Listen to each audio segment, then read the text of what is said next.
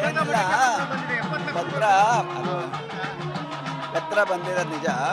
ಅದು ನಾವು ಬರ್ತಿದ್ದೀವಿ, ಸರ್ಕಾರದವರಿಗೆ ವ್ಯವಹಾರ ಮಾಡಿ ಅದನ್ನು ಪರಿಹಾರ ಮಾಡಿ ಅಂತ ಬರ್ತಿದ್ದೀವಿ. ಅದನ್ನು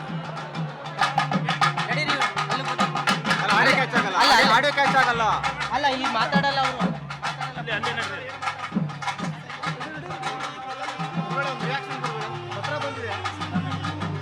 ಏನಿಲ್ಲ,